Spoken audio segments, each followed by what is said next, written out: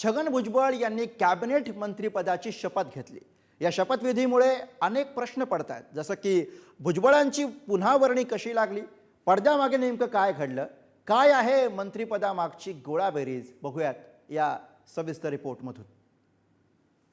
मी छगन चंद्रकांत भुजबळ गांभीर्यपूर्वक प्रतिज्ञा करतो की कायद्याद्वारे स्थापित झाले आहे अशा भारताच्या संविधानाबद्दल मी खरी श्रद्धा व निष्ठा बाळगेन।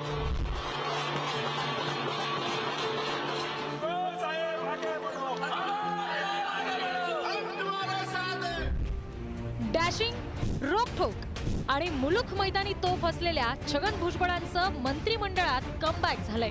मात्र महायुती सरकारमध्ये सुरुवातीला स्थान न मिळालेल्या भुजबळांची मंत्रिमंडळात वर्णी कशी लागली? अजितदादांबरोबरच्या उघड संघर्षात भुजबळांना पुन्हा मंत्रिपद कसं मिळालं, याची इनसाइट स्टोरी समोर आली आहे। भाजपचं दिल्ली स्थित शीर्षस्थ नेतृत्व मुख्यमंत्री देवेंद्र फडणवीस भुजबळांसाठी आग्रही होते। गेल्या आठवड्यात प्रफुल्ल पटेल, अजित पवार, सुनील तटकरे, छगन भुजबळ यांची बैठक झाली। राष्ट्रवादीतील बैठकीनंतर छगन भुजबळांनी फडणवीसांची भेट घेतली। देवेंद्र फडणवीसांच्या माध्यमातून केंद्रीय गृहमंत्री अमित शहा यांच्यासोबत फोनवरून बोलणं झालं। अमित शहा यांनी निवडक नेत्यांशी चर्चा केली।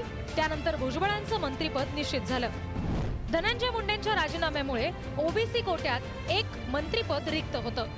अजित पवारांचे संबंध तणावपूर्ण असतानाही समेटाचं राजकारण। आमचे किती मतभेद असले तरी मी राष्ट्रवादी काँग्रेस पक्ष म्हणजे त्याला आघाड आता मी सोडलेलं नव्हतं, लक्षात घ्या। त्यामुळे कुठल्याही परिस्थितीमध्ये पुढच्या निवडणुकांमध्ये सुद्धा आमच्या पक्षाला जास्त चांगले यश मिळावं म्हणून आम्ही सगळे प्रयत्न करणार आहोत। देशातला ओबीसींचा आवाज म्हणून भुजबळ साहेबांकडे पाहिलं जातं आणि म्हणून राष्ट्रवादी काँग्रेस पक्षाने भुजबळ साहेबांना पुन्हा मंत्रिमंडळामध्ये घेण्याचा निर्णय केला। भुजबळ साहेबांसारखा एक ज्येष्ठ मंत्री आणि विशेषतः ओबीसी समाजाचा हितचिंतक हा मंत्रिमंडळात आल्यामुळे त्याचा फायदा होईल।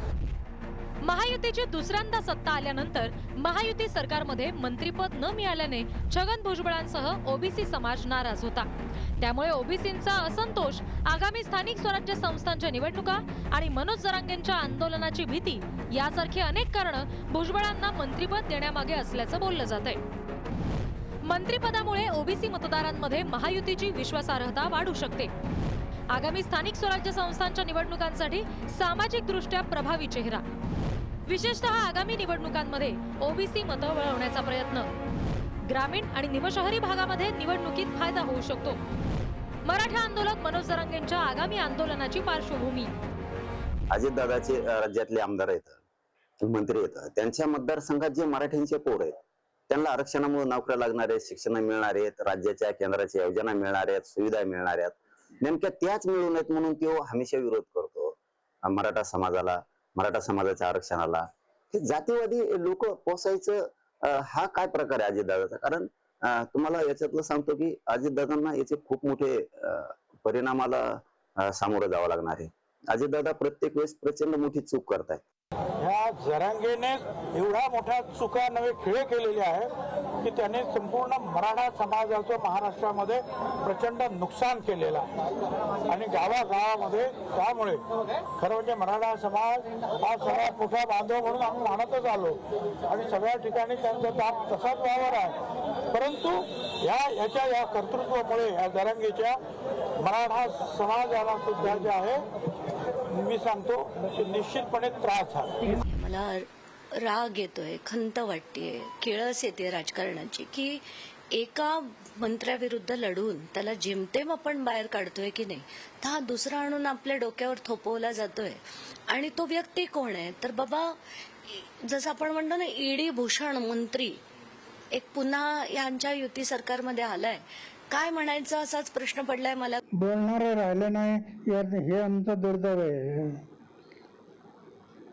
लोकशाहीमध्ये लोकांचा अधिकार आहे बोलण्याचा, त्याचा हक्क आहे ना। चांगल्याला चांगलं, वाईटाला वाईट म्हटलं पाहिजे। ते म्हणत नसतील तर मग लोकशाही राहणार नाही। ते हुकुमशाही येईल. प्रत्येकाने आपला समाज, आपला गाव, समाज, देश याचा विचार करणं गरजेचं आहे. छगन भुजबळांच्या मंत्रिमंडळातील एंट्रीनं नाशिकच्या पालकमंत्री पदासाठीची चुरस वाढली आहे.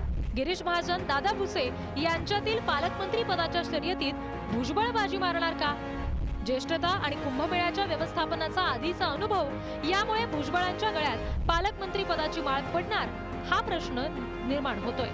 आज पूर्ण आमच्या राष्ट्रवादीच्या कार्यकर्त्यांना एक आनंद झाला, कारण साहेबांना जो अन्याय झाला होता, परंतु आज मंत्रिपद मिळाल्यामुळे आमच्या कार्यकर्त्यांमध्ये एक उत्साहाचं वातावरण आहे. साहेबांना आज मंत्रिपद मिळालं त्याबद्दल तर आम्हाला आनंदाचा क्षण आहे. पण त्याहून अजून आनंद साहेबांना जेव्हा पालकमंत्री पद मिळेल तेव्हा खऱ्या अर्थानं आम्हाला आनंद होईल. नाशिककरांचं एक विकास पुरुष म्हणून आणि एक ओबीसीचं खंबीर नेतृत्व म्हणून नेहमीच साहेबांना बघितलं जातं. आज नाशिककर नाही तर पूर्ण महाराष्ट्रातून तमाम ओबीसी बांधव भगिनी संपूर्ण समाजामध्ये एक आनंदाचा जोश इथे पाहायला मिळतो आहे. सामान्य शिवसैनिक ते ओबीसी नेता, रस्त्यावरचे कार्यकर्ते ते उपमुख्यमंत्री, भ्रष्टाचाराचे आरोप ते जेलवारी, असे अनेक टप्पे भुजबळांच्या राजकीय कारकिर्दीत पाहायला मिळतात. त्यामुळे भुजबळ यांचे मंत्रिमंडळातलं पुनरागमन महायुतीला किती फायद्याचं ठरेल हे आगामी निवडणुकीत स्पष्ट होईल. धनंजय दळवीसह सुशांत सावंत, पुढारी न्यूज.